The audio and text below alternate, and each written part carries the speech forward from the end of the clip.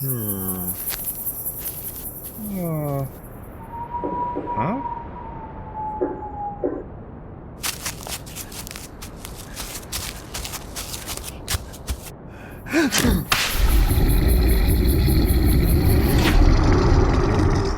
You're listening to Cryptid Clues, featuring your hosts, Taylor Field and Reuben Olson.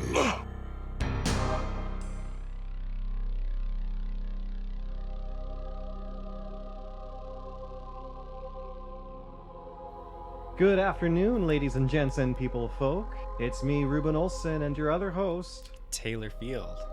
And I believe Taylor has some plugs for us before we start off with our next episode of Cryptid Clues. I do have some plugs. Yeah, be sure to check us out on our social media, Cryptid Clues on Facebook, Twitter, and we are on Reddit now too. I made the jump into there. Ooh, you made us a subreddit? I made well. I Or just think. an account? Just an account. I don't know how to Reddit very well. But yeah, you can also find us at CryptidClues.ca, and we have a blog there that's popping off with a whole bunch of cool information, and you can read up a little bit more about your hosts, myself and Reuben, and you can also send us a message through our social media or at cryptidclues@gmail.com. I can't believe you made a Reddit. That's so lame. I had to contact people, and I needed to have an account. I understand the account side of it. That part's fine, but okay. Carrying on. Today we're talking about Mothman. Don't act so surprised. You knew this was coming, Taylor. Yeah, we planned it on the last episode, I believe. I believe we even mentioned it to our guests, too. So it's no surprise for anyone. Mm-hmm. Well, let's delve right into his description to start us off with, because Mothman and his history and his lore is tied right into that first sighting. As soon as he popped up, people were seeing him, and nobody really knew about him before that. Mm-hmm. So what's Mothman look like?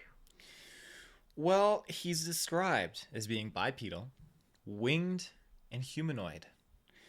Despite his name, which is given to him by local media, as far as I'm aware from my research, he is actually in no way actually really moth-like. And judging from like images I've seen in like sketch works, I mean, it seems like there's kind of an attraction to make him appear moth-like, but it doesn't seem like he's naturally that at its core. No, a lot of the encounters and reports describe it as like a bird-like creature almost, or like a Yeah. dark, shadowy, demon-like figure. But cartoon illustrations and stuff and internet sensations there are like all kind of moth-focused with the big like moth ears coming out above the red eyes. Classic descriptions though are like a weird kind of hulking body with no neck. The eyes are centered in the chest, and there's these big black angel-like wings coming out of it. Mm-hmm. And his color varies too, apparently, because I think it's been called out as being like black to gray, sometimes brown. Although I haven't seen like too much of that in the encounters. Very dark, of course, and then the eyes are usually glowing red, but there's a few encounters where they're glowing otherwise. Mm-hmm. Well, there we go. That's our description, so people kind of know what to picture in their minds. Of course, if you know anything about Mothman at all, you're already picturing it from the start. So moving on from that, mind if I start us off with the very first Mothman encounter? Yeah, please. You can add to that if you like. Taylor and I both have our notes here. We've kind of done our own separate research. So if there's a little bit of conflict here, he can just interrupt me as I go, and then I'll interrupt him as he goes. That's how we're going to do it this time around.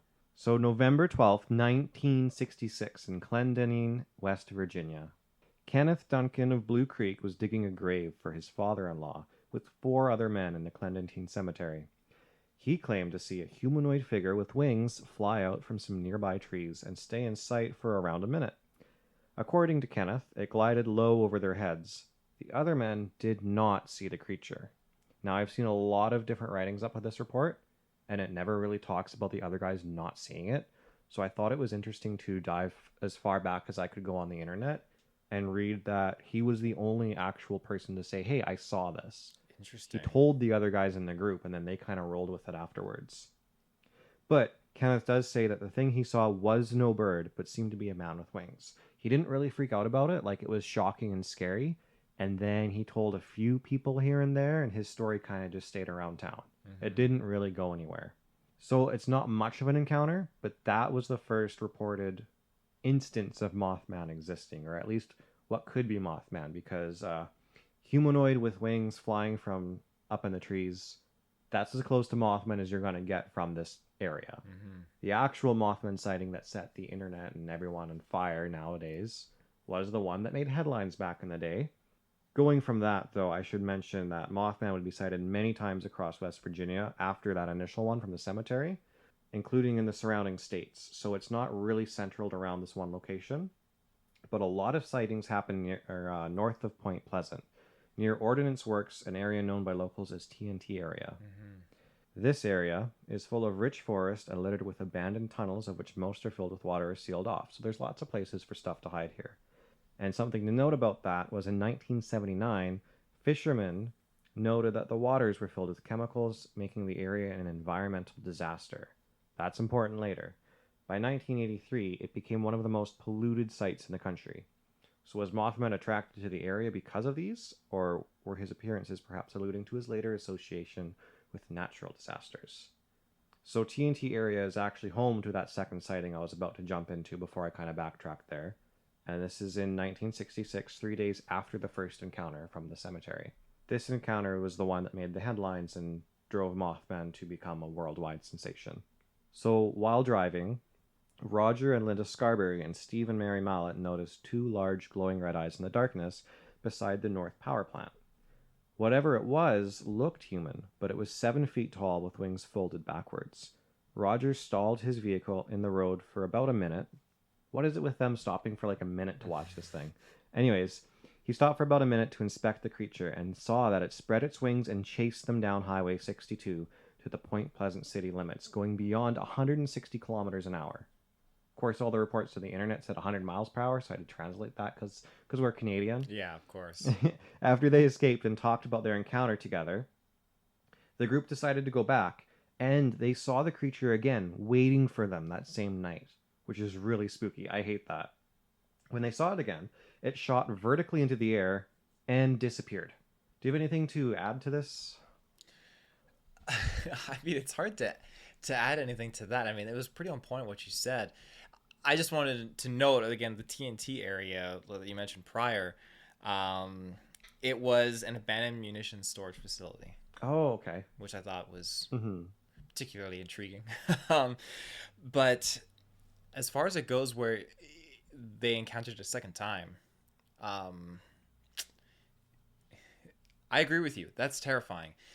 And is that something that is preemptively, what's the word, leading into something? Or is it to have something like that happen twice back to back? I feel like there's got to be some very pivotal reason or cause for it to create something like this, to show such interest in you. Yeah, and also like encounters with other cryptids and stuff like Bigfoot or like a UFO or something, you see it once and it's gone. Exactly. You go back to the same area, maybe you find a little bit of evidence, but usually you don't see it again. It's a one-off thing. For them to just drive back and the creature's waiting for them, that's super spooky. I hate that. So they did inform the police about this incident. So the police came out and investigated the area, but found nothing. The headlines were then made after this. I'm not sure how that went with the reporters and everything, but Linda Scarberry soon suffered a nervous breakdown from the events and was rushed to the hospital as well. So that whole thing was kind of the point where Mothman took off. Not just from off the ground up into the sky to fly away, but like for everyone to know about and hear. This was the birth of Mothman as a legend. Yes. The cemetery was maybe the first reported sighting of Mothman, going back to what people were saying. Also, it was like 3 days apart, so it's pretty likely it was the same thing if it's real. Yeah. After this, now that everyone's been made aware of Mothman, it was continually seen for the next 13 months. So that's a year. That's over a year. That's crazy. That entire year, people just kept coming out with more Mothman reports. So, of course, you're probably going to have a lot of hoaxes and people just wanting to get a little bit of fame. Yeah. But there's a lot of reports. And I found a list of reports online. I went through a bunch of them. And quite a lot of them are very vague. People were reporting like, there was a dark blur that just dashed across the road or up in the sky. I don't know what it was, so I'm not going to bother covering them all. But over half of them are just vague reports. A few of them do stand out, like There was a dark, tall figure. It had red, glowing eyes. It spread its wings. Pretty much exactly what we talked about. And then there were a couple more instances where Mothman was chasing cars. And it seemed to go like right up to speed with the car and like continually fly around in their vision so that they could see it, not behind or above the car, but like ahead of them, like looking back, which is kind of scary that it would just make itself known like that. Well, an interesting note too is from some of these sightings, there were many officers, fire department members that seemed to either encounter this or believe it. There was one sighting that I had actually noted where it was shortly a few days after actually with Rogers and Linda's encounter. Basically, two volunteer firemen, they said they had encountered it, but what they deemed it was basically a large bird with red eyes. That's how they detailed it. Mm-hmm. And when we get into that later too, there are a couple of birds and stuff that might account for Mothman sightings as well. Whether that's really the case, who knows? That's up for grabs, but we'll explore that too in a little bit. And I've kind of thrown my my off-topic note about the Men in Black in here too, but during all these reports, there were actually quite a few sightings where people said, "Hey, I got a knock on the door. The Men in Black came and talked to me." Now, for viewers who aren't really aware of the Men in Black outside of the movies, in cryptozoology and stuff like that, Men in Black are actually kind of creepy. They're not really government agents, although they appear to be trying to pass themselves off as people. They're usually in like suits with weird ties and things that are just generally off about their appearance. They have longer, like elongated fingers or really smooth skin. There's just something strange about them. But otherwise, they try to come knock on your door, come into your office, or contact you in a way and say, "Hey, you saw something. What was it that you saw? Don't talk about it again." And they're very monotone and emotionless. But during these Mothman sightings, there were also a lot of reports of Men in Black coming around and talking to people, which I find interesting. Because if the Mothman craze is going to take off, it's so weird that something else also comes along that's its own other topic, and they kind of intermingle a little bit. Yeah. So in a future episode, I'd be interested to find out when the whole Men in Black craze started here, when they first started coming around, and see if it started around the same time as Mothman and they were just both gaining popularity, so they both had sightings, or if maybe they were around long enough that it's so weird that they just crossed over, and maybe it adds some kind of credibility to the Mothman thing if something else was trying to distract people away from talking about it, you know? Yeah. So many sightings of Mothman have started to follow a pattern after these initial encounters. From then on, when Mothman appeared, bad things would happen soon after. I believe you have some notes on this too, Taylor. Well, the most... I haven't used the word pivotal again, but I feel like it's the incorrect word to use. The most significant, that's the word, most significant event was the Silver Bridge collapse. Mm-hmm. And it was the death of 46 people. And this happened on December 15th, 1967. Mm-hmm. And again, this is an incident that gave more knowledge and insight into this legend. And it connected the Mothman sightings to the bridge collapse. But I couldn't really figure out that connection, because this is obviously that turning point where people really start to think, okay, these horrible disasters keep happening, and Mothman is still connected with this.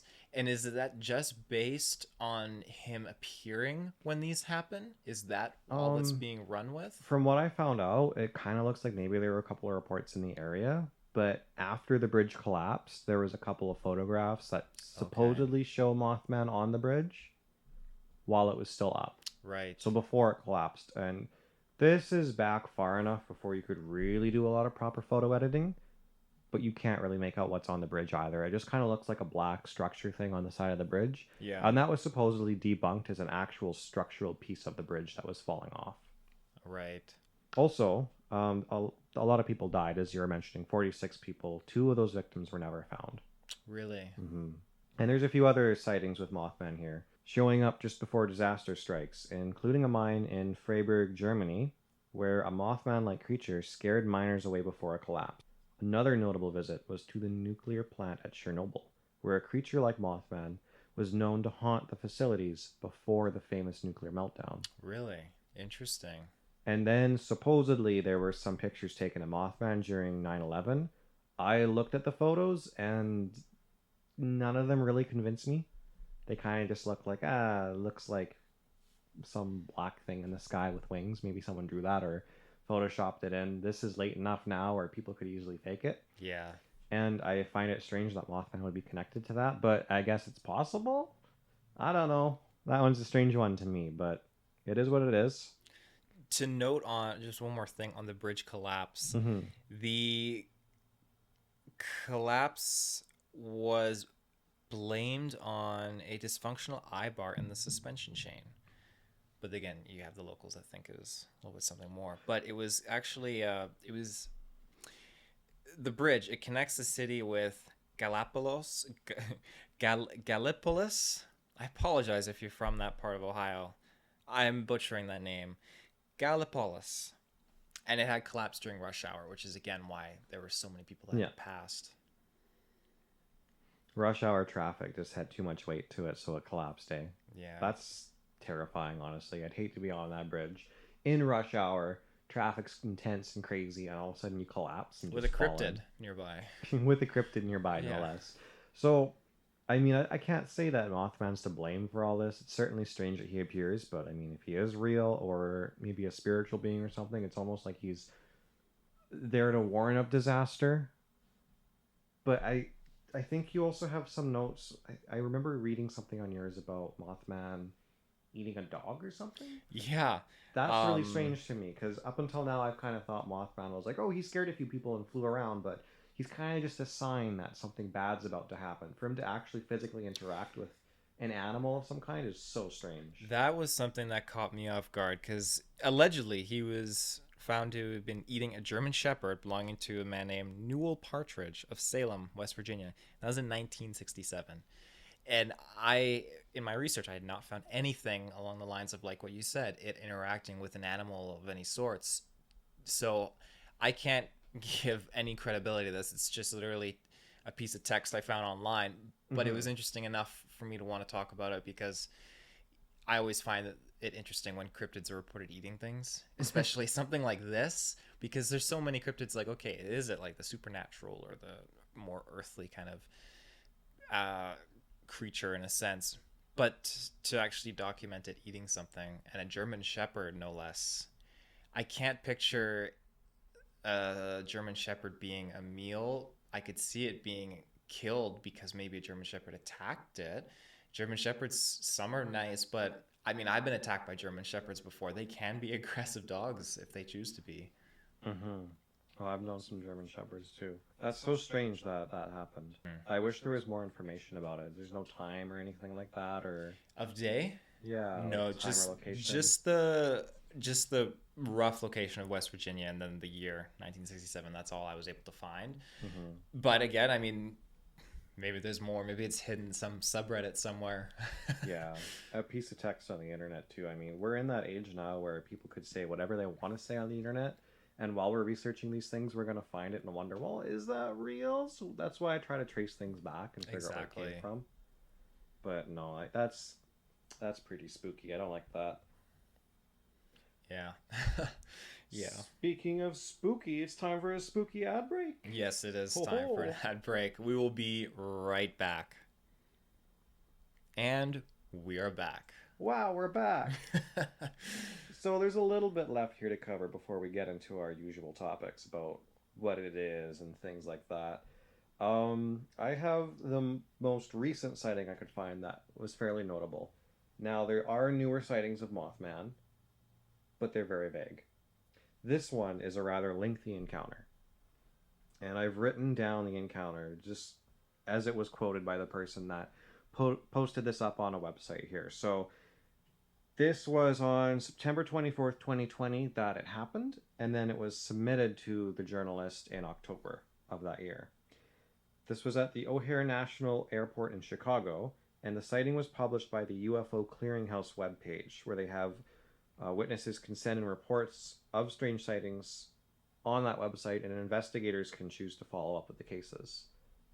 So that's where I kind of found this, which is interesting here. I'm going to quote directly from it now. I had just left work at the USPS sorting facility at O'Hare Airport at about 11 p.m. on Thursday, the 24th of September, and was walking out to my car when I saw something standing at the far end of the parking lot where I usually park. At first, I thought it was a very tall person with a long coat. As I got closer to my car, I unlocked it, which caused my headlights to come on. My headlights hit the person standing about 20 to 25 feet from my car, making it turn around and look right at me.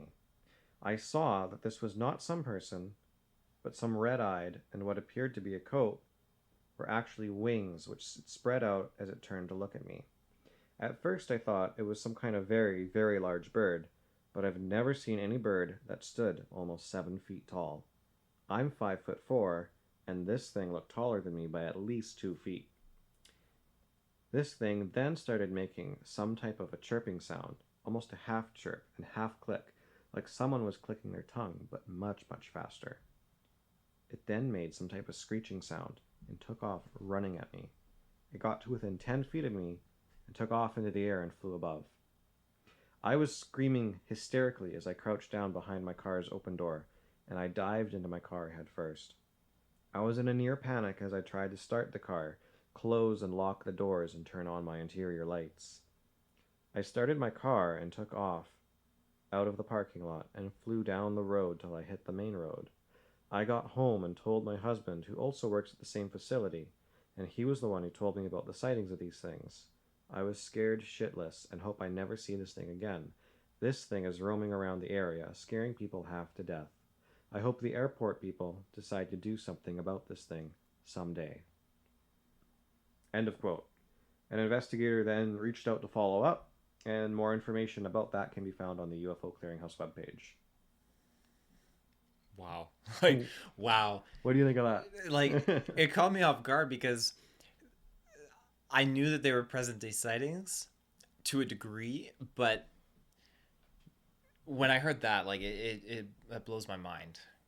It really, really does.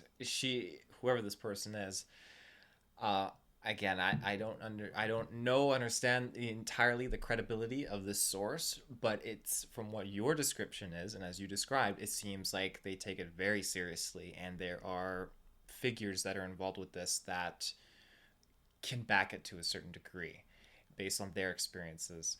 Yeah, and the investigator that reached out also was able to contact the person and get a little bit more information about them and about the situation as well. Yeah. So that experience, I mean, it terrifies me primarily because out of everything that I was able to dive into and find from previous encounters going back to the 60s, it was never an encounter with a Mothman that was so upfront like that. That sounds like the one encounter that is literally head on. And I don't want to say like communication, but I've never seen a Mothman. I've never encountered one, heard one speak, but from how she described it, the noises it was making, I wish I could hear that. I wonder what was actually there. Like the chittering, the noise, what was its implication? What was the reason behind it? Was it just making a noise? I believe the investigator had mentioned that she described the noise as sounding like a mix between an oncoming train and a semi-truck horn, but at a higher pitch, as it screeched. Mm-hmm. Well, I'm not a linguist, so I can't decipher that. And in my head, I'm thinking of the clicking like a sped-up predator. That was my first thought. It's like, yeah, like bird, like how the sound like crows make, right? Similar to that. Yeah. Crows make a clicking noise? The predator sound, you can actually hear crows make it. It is absolutely terrifying. Really? I kid you not. Go to a parking lot crows. sometimes. They're smart. I want to make a friend with the crow and then have it just choose and attack people I don't like. Are you like a Pokemon gang or something? Yeah, I train it with McDonald's French fries.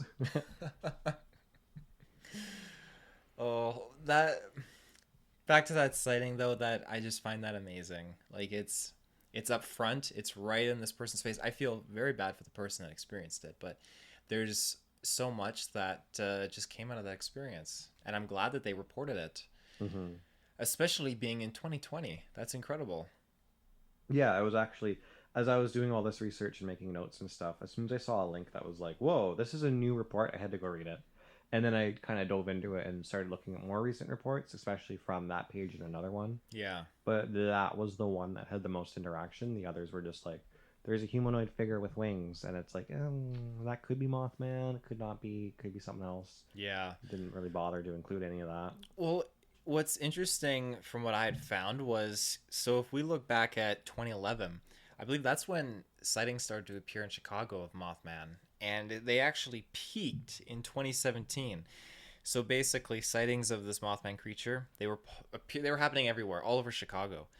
So I don't know what to make of that. I just think it's interesting how this creature, for the most part, seems to just kind of fade away off the grid in 67. Out of Point Pleasant. Yeah, and then I couldn't find much in regards to sightings after that fact, but it seems like heavily in the 60s, heavily in like 2011, leading onwards for a good chunk of years.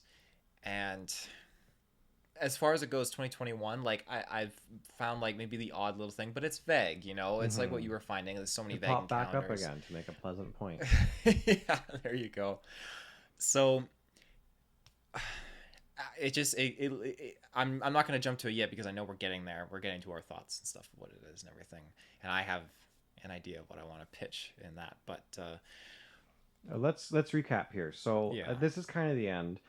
Mothman appears to be some kind of a winged being, dark red eyes, appears before disasters, is a sign of bad omens.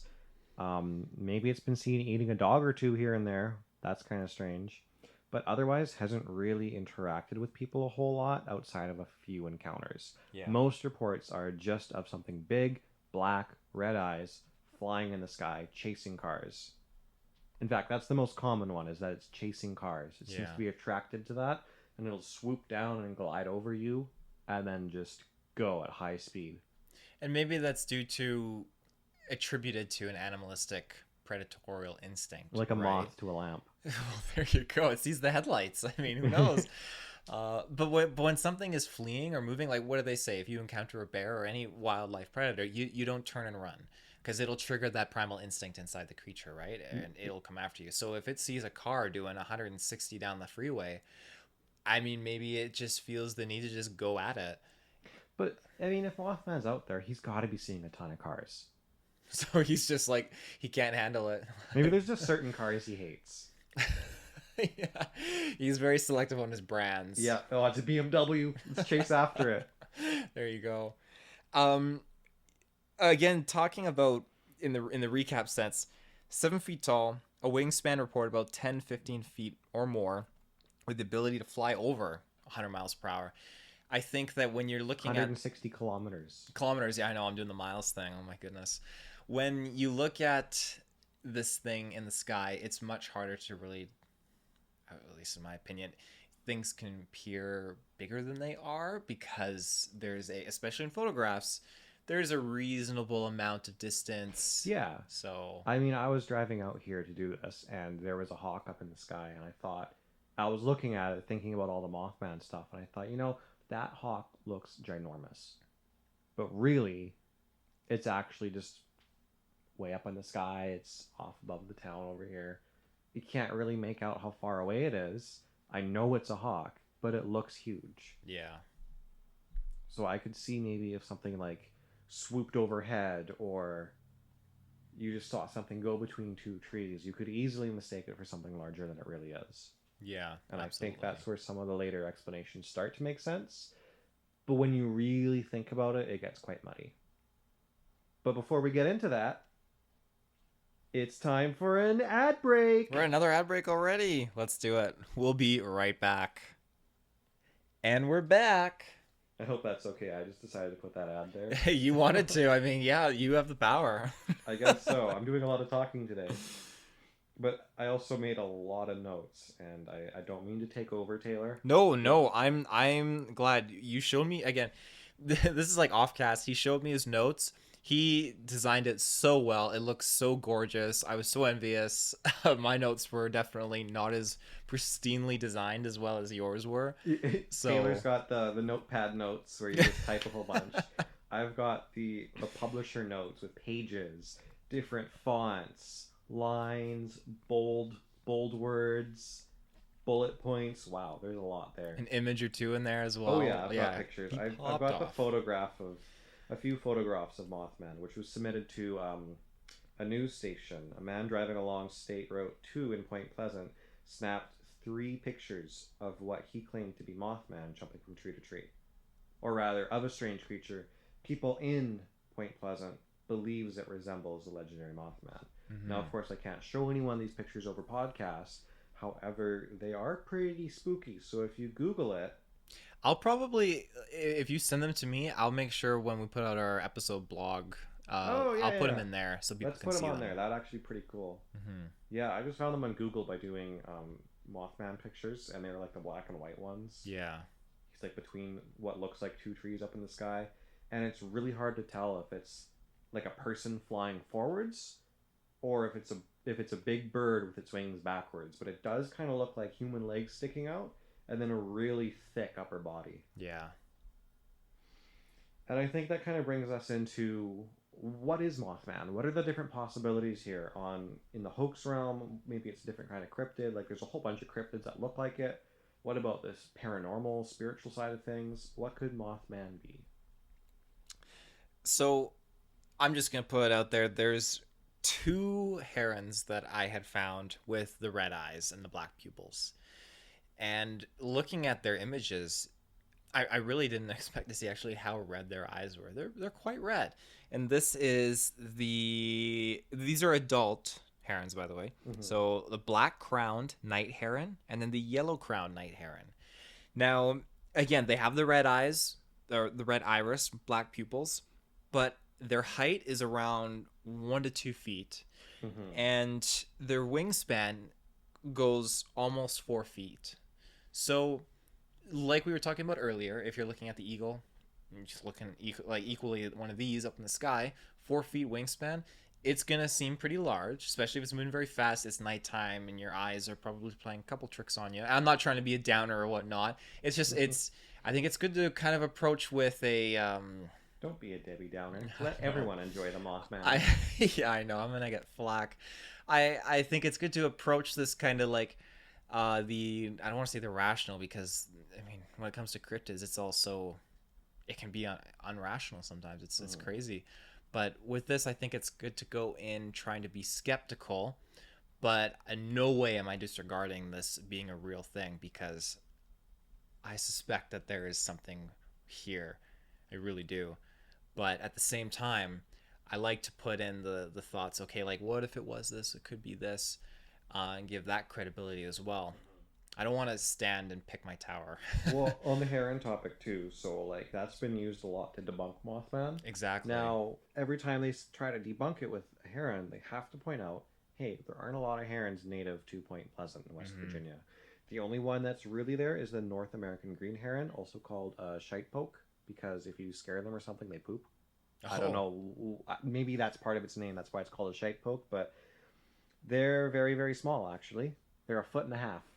That's how tall they are if they stand upright. Yeah. Wingspan, it's going to add a little bit to that, but that one's pretty difficult to blame for Mothman. I can't say you'd miss-see that. It's a very small bird. However, I mean, that hawk I saw did look pretty big in the sky today, so now it's got me thinking about that. A better explanation on the heron side of things is the sandhill crane, which a couple of scientists tried to use as a way to debunk Mothman. Now, the sandhill crane is not native to Point Pleasant, so it would have to be like off its migration path or something like that.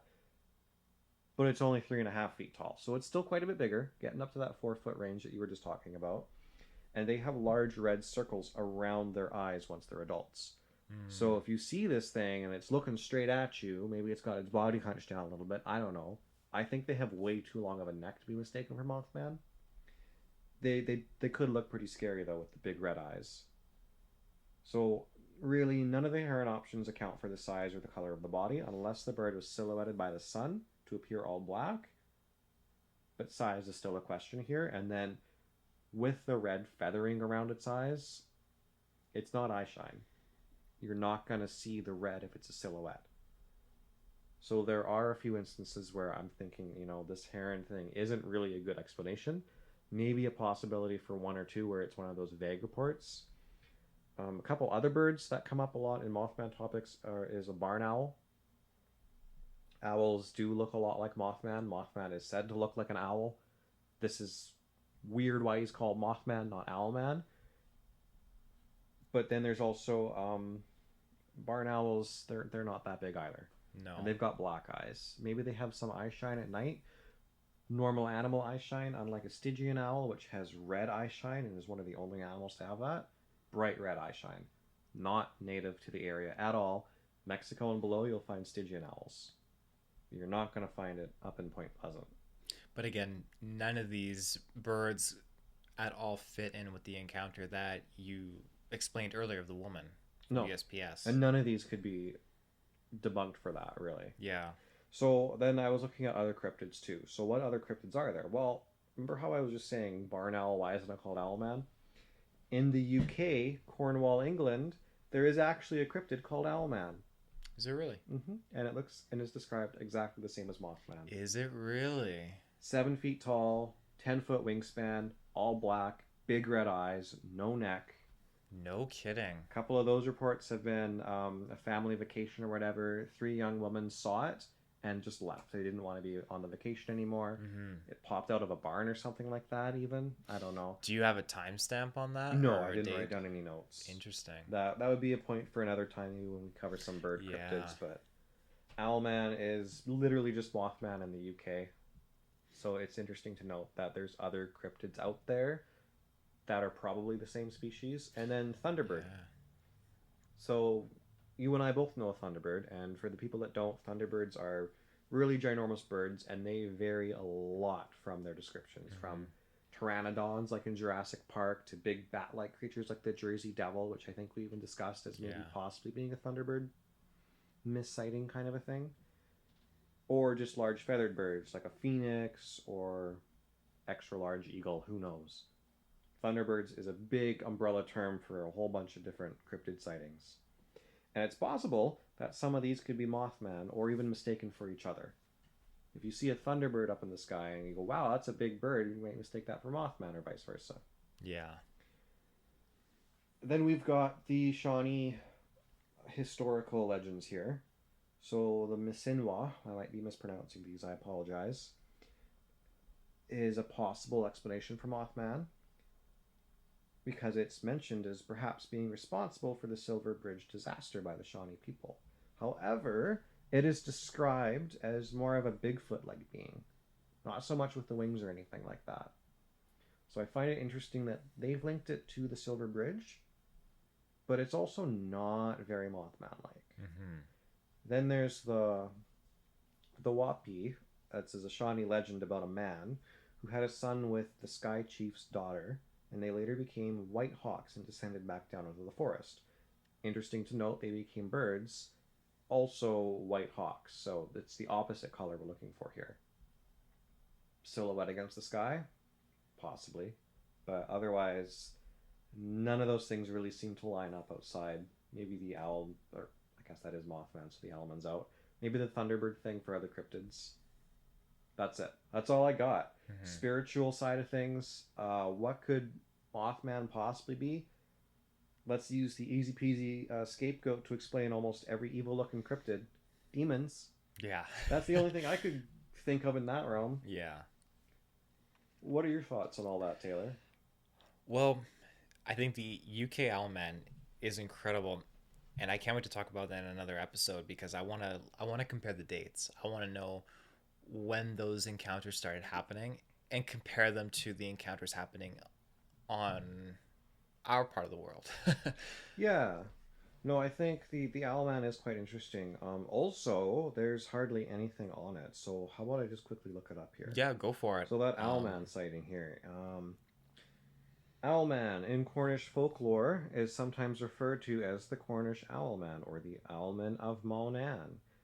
Said to have been seen in 1976 in the village of Maunan, Cornwall, UK. The Owlman is sometimes compared to Mothman. Ooh. Explanation, history, here we go. So, according to most versions of the story, The girls, identified as June and Vicky Milling, were so frightened by the sighting of a large feathered birdman that their father Don immediately cut short their family holiday after hearing of their tale. According to Shields, one of the girls provided him with a drawing of the creature, which he dubbed Owlman. Who's the Shields person? I guess it's the story originated when Tony Doc Shields claimed to have investigated this report. So that's the name of the investigator there. Okay. Then it was subsequently related in some pamphlets somewhere. There were some more sporadic claims of Owlman sightings in the vicinity of the church circulated in 1978 through 1995. According to legend, a loud owl-like sound could be heard at night in the Mullion churchyard during the year 2000. And that seems to be it. There is nothing really else about the Owlman that I can find here. So, some of my thoughts on this are, you have this entity. It appears out of nowhere. Again, it appears out of an area that gets labeled as being one of the most contaminated chemical areas in the country. I think that's very interesting because I do believe in, radiation and mutation and things changing when they're in close proximity to dangerous contaminants. Mm-hmm. So that being said, could Mothman be the result of something like that? It's possible, but I find it interesting now because you have a singular entity that creates all this buzz, all this stir for 13 months.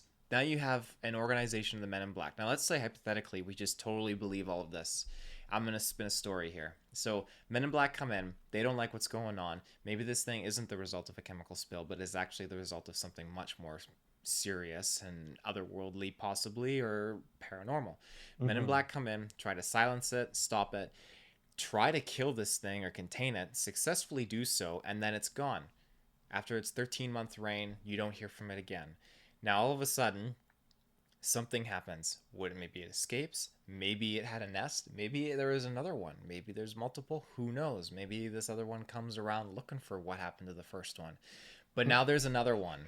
It's Mothman's wife, Owlman. Owlman, yeah. So you have this case in the UK, which stirred, and I have to find the dates because I'm curious. I found a date. Oh, you did find a date. April 17th, 1976. 1976. Yeah. So 10 years after the first sighting. Interesting. Very interesting. Wow. Okay. So now let's say, this thing's being chased by the Men in Black. So it flies across the ocean. And it goes to the UK. And then finally, things simmer down. Men in Black ease off its tail. And what does it do? It comes back here a while later. And now in 2011, we got sightings popping up in Chicago. Left, right, and center. And I'm not trying to be like cheeky or make too much of a joke like, it flew over the ocean to escape or not. But I'm just being like, hypothetically, how many of these things are there? Is it the same one? And is the Men in Black, did they successfully kill one of them, detain one of them? Is this another one? Is this the same one? These are questions that I need answers for. I got to figure it out. But I know I never will get these answers, but it's cool to think about it.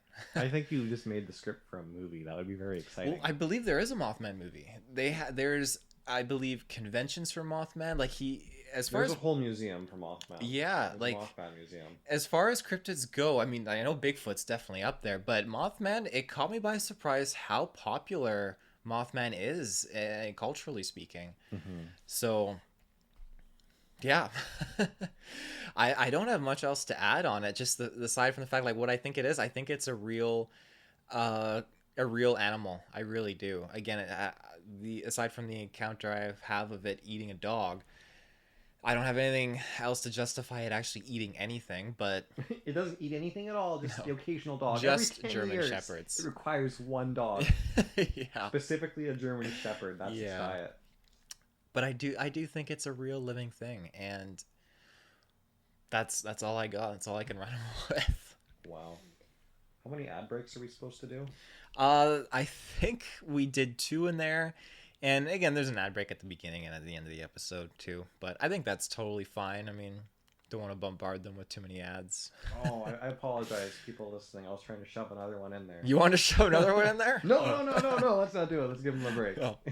No. I was gonna say maybe Mothman likes to eat owl breaks, but wait, ad breaks. Ad breaks. I had Owlman on the mind there. Mothman likes to eat Owlman and ad breaks. That's how they make little Mothman. Yeah. Well, do you have anything else in your notes there? No, just our fun topics. So, Taylor, do you think Mothman is real? I do, 100%. I mean, earlier you were kind of in the hoax realm of it. Well, thinking, it could be a misidentification, but you don't want to like dismiss the possibility. So, what makes you think now that it's real? I won't ever dismiss it, and I may play that card of, it could be this, could be that, but it's not because I'm trying to put it away or anything along those lines. I just think that it's good to go in with that kind of a mindset. Maybe like along the lines of like, don't get too excited kind of a thought. But that being said, do I believe in it? I really do. And I say that more so because of these more recent sightings. I'm not saying that has totally convinced me, but I genuinely believe that there is something fishy afoot. And like you said before, based on our insight into these notes and this research, the Men in Black factor, how you mentioned that you have something else from a different branch off of whatever kind of sector of topic connected to this now, it becomes very interesting. Because if you go up to anyone on the street, I mean, well, you can't go up to anyone because you say Mothman, they're not gonna know what you're talking about. But it's that one internet meme, the one, the one where it ends with like Mothman. Yeah. So if you were to approach someone who's a little bit more aware of this, and you were to bring up Mothman, and then you were to mention the fact that, okay, Men in Black are involved, it would catch them off guard. Again, I didn't know that until I started looking into this, and I think that's fascinating. It shows that there could be something really holding a lot of weight there. Meanwhile, our FBI agents like watching us right now are sweating like, oh shit, they're getting close. Yeah, they're about to crack it. They're about to crack it. Well, if it is a no, like if Mothman doesn't exist, do you think it's a case of misidentity, or do you think it's a case of mass hysteria?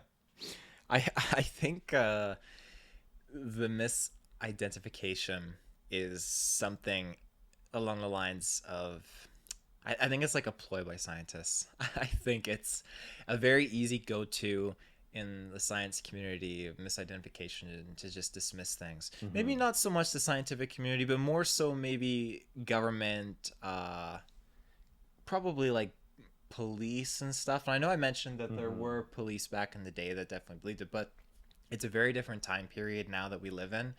Yeah. So I think that's something that drives me away from mass hysteria. Like, yeah, there's probably a few cases where some people were a little bit too scared of the possibility of Mothman, and they saw something blurry go by them and go, oh, it's Mothman, they report it.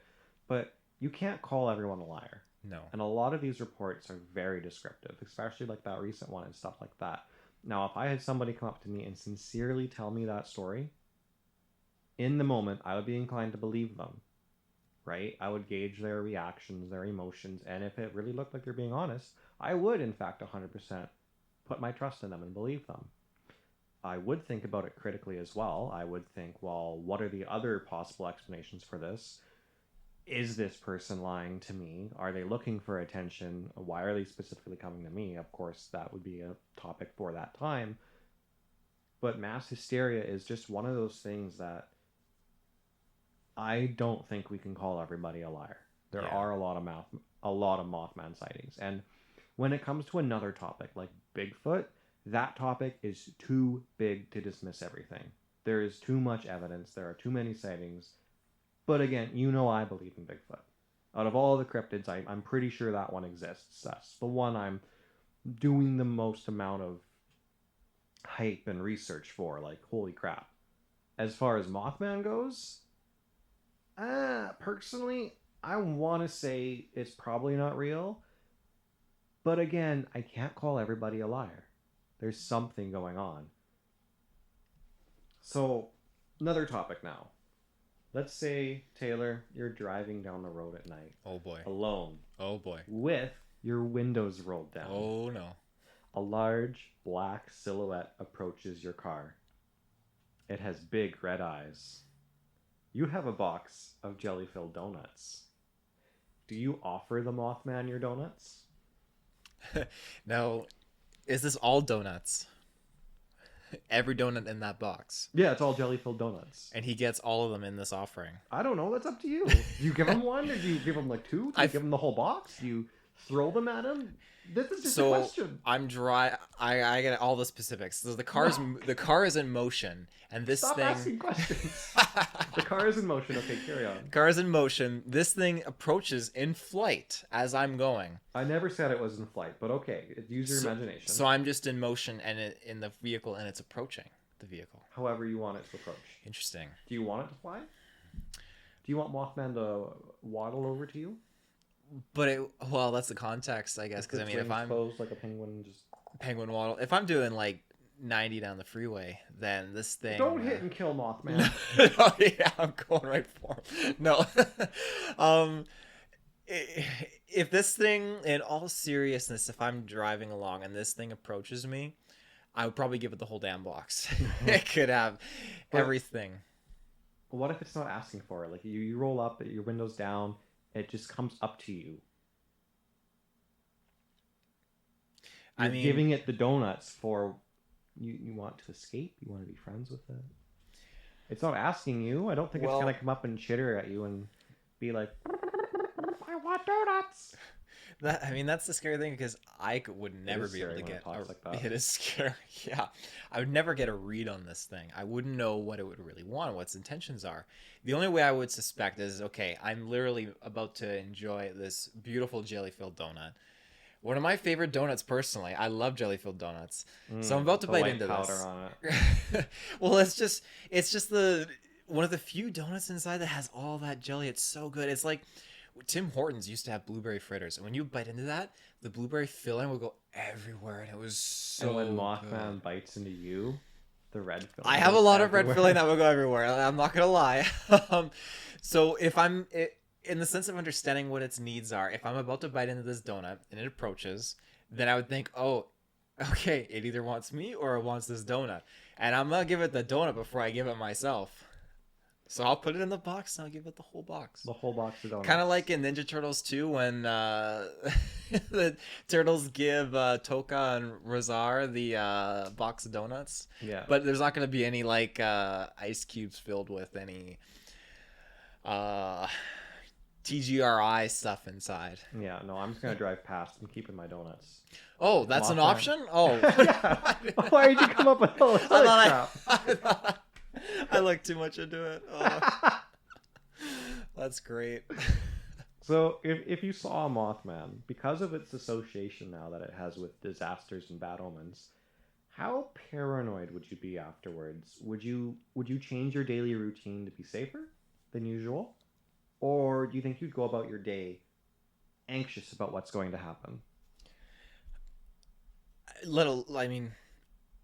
Disaster aside, I'd be anxious. Because just to experience that all on its own sense, but to suspect something would happen, maybe for a few days I would be a little cautious. Maybe I would take a different road for sure, because there is historical, I'm not going to say evidence, historical accounts of the two sharing a connection to a degree. So I would be skeptical, and I would probably change things up for a few days, but after a while I just resume the norm. I think I would probably try to be really safe. I'd hunker down. I wouldn't want to be very active after seeing you wouldn't leave the house or anything? I don't know if I really want to leave.